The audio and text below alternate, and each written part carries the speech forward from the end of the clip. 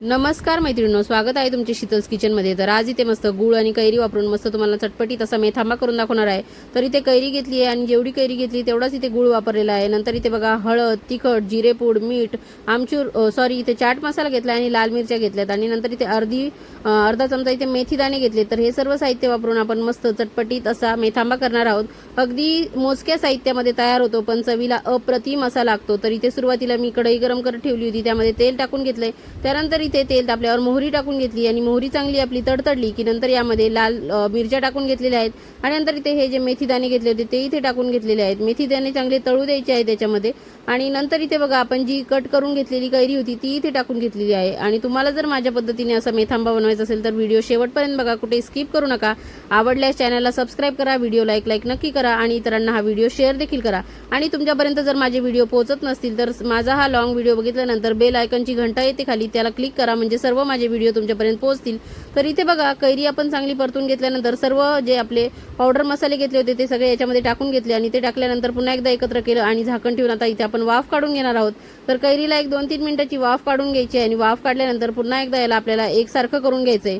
तर कैरी आपल्याला आल्यापासून मार्केटला आपण बरेच सारे प्रकार बनवतो। कैरीचं पन्ह, कैरीचा काय रस, कैरीचा तक्कू बनवतो, कैरीचं इन्स्टंट लोणचं बनवतो, त्यानंतर कैरीचा मेथांबा सुद्धा बनवतो। तर या सर्व प्रकारांमध्ये तुमचा आवडता कोणता प्रकार आहे तो मला नक्की सांगा कमेंट करून।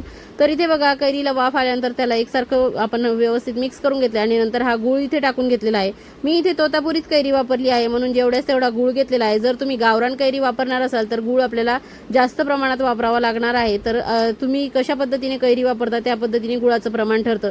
तर इथे गूळ एकत्रित केल्यानंतर पुन्हा एकदा आपण यावरती झाकण ठेवणार आहोत म्हणजे गूळ चांगला पातळ होईल, त्याचा छान पाक तयार होईल। तर इथे बघा मस्त असा पाक तयार झाला आणि चटचटचट असा शिजायला सुरुवात सुद्धा झाली आहे। तर या गुळाच्या पाकातच आपल्याला ही कैरी चांगली शिजवायची आहे। आपण इथे वेगळं कोणतंही पाणी वापरणार नाहीयेत, त्यामुळे हा चांगला महिनाभर सुद्धा टिकेल किंवा 6 महिने सुद्धा फ्रीजमध्ये ठेवल्यावर हा मेथांबा टिकेल। तर अशा पद्धतीने मस्त बघा इथे गूळ चांगला शिजू द्यायचा आहे आणि नंतर हा थंड झाल्यावर आळून सुद्धा येतो, पण छान याला कैरी सॉफ्ट होईपर्यंत आपल्याला इथे शिजवून घ्यायचं आहे। तर अशा पद्धतीने बघा इथे गूळ छान आळून आलेला आहे आणि इथे बघा मी तुम्हाला कैरी कट करून दाखवते की बघा आपली छान मऊसूत अशी ही कैरी शिजलेली आहे म्हणजे आपला मेथांबा इथे रेडी झालेला आहे। तर आपण याला आता गार केल्यानंतर एका जारमध्ये, छोट्याशा बरणीमध्ये किंवा हवाबंद बाटलीमध्ये भरून ठेवणार आहोत। तर इथे थंड झाल्यावर बघा पूर्ण गूळ असा आळून आलेला आहे आणि या स्टेजपर्यंत मी इथे कैरी छान शिजवलेली आहे। तर आपला हा मेथांबा इथे तयार झालेला आहे। तर आपण आता एका छान काचेच्या बाउलमध्ये याला काढून घेऊयात। कलर तुम्ही बघू शकतात आणि मेथीचे दाणे पण किती छान दिसत आहेत। तर मस्त असा हा मेथांबा नक्की करून बघा। आंबट गोड चवीचा अप्रतिम असा आणि तोंडी लावणीचा हा प्रकार आहे, त्यामुळे लोणच्यासारखा थोडाच हा खायचा आहे। तर नक्की ट्राय करून बघा, खा, प्या, मजा करा आणि स्वतःची काळजी घ्या। थँक्यू, धन्यवाद।